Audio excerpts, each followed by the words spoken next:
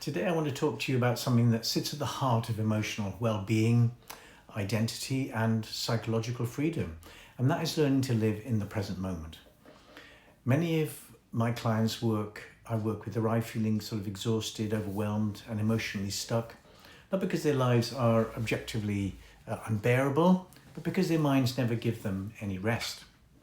They describe lying awake at night, replaying conversations, imagining future disasters, criticizing themselves for things they've said last week or years ago, or constantly worrying about what might go wrong next. What becomes clear very quickly is that most of their suffering is not coming from what is happening in their actual lives, but from what is happening in their internal world. The negative thinking mind is constantly pulling attention away from now and into a story about regret, fear, shame, or inadequacy. When we live in that mental world for long enough, it starts to feel like reality. It feels convincing, it feels personal, it feels true.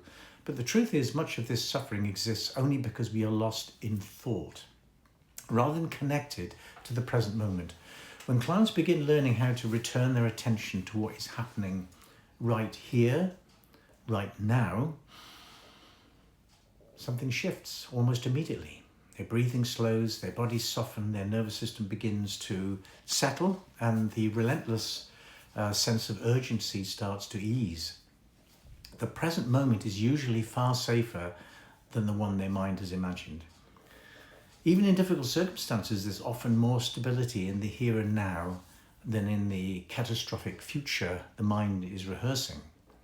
One of the most important discoveries clients make is that they are not their thoughts. They are the awareness that notices their thoughts.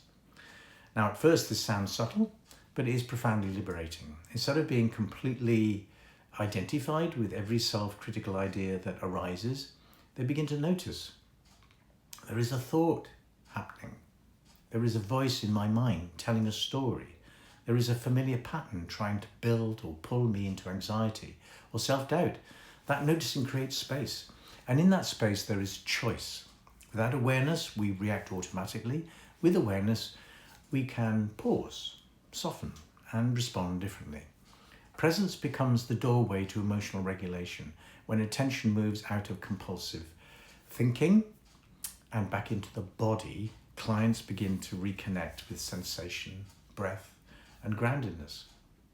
They become more sensitive to early signs of stress in their system, perhaps a tightening in the chest, a shallow breath, a knot in the stomach.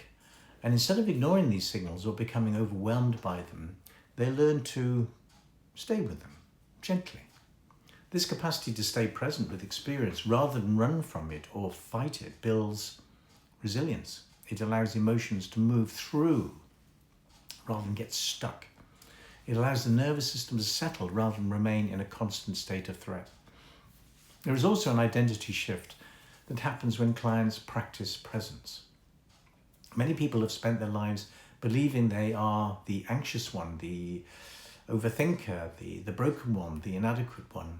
But when they begin observing their inner experience, rather than being consumed by it, they often describe reconnecting with something deeper and more stable, a calmer self, a grounded self, a self that can witness fear without collapsing into it.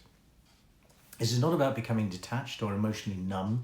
It's about becoming internally anchored. Presence does not remove life's challenges.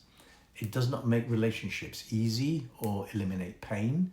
What it does is transform the internal relationship with experience. Clients become less dominated by their inner critic and more guided by their inner wisdom. They become less reactive in moments of stress and more capable of responding with positive intention.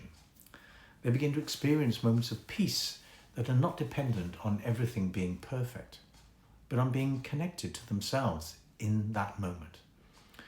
Now, over time, this practice softens the grip of habitual negative thinking. The mind still produces thoughts, but those thoughts no longer hold the same authority. They become mental events rather than absolute truths. Clients begin to trust themselves more. they develop greater emotional stability. They feel more present in their relationships, more connected to their bodies, and more grounded in who they are. And perhaps most importantly, they begin to experience life as it is, rather than through the lens of constant fear and self-judgment.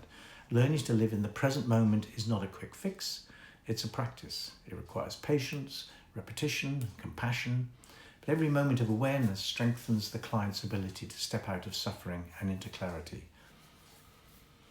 Presence is not escapism, it's engagement with life at its most real.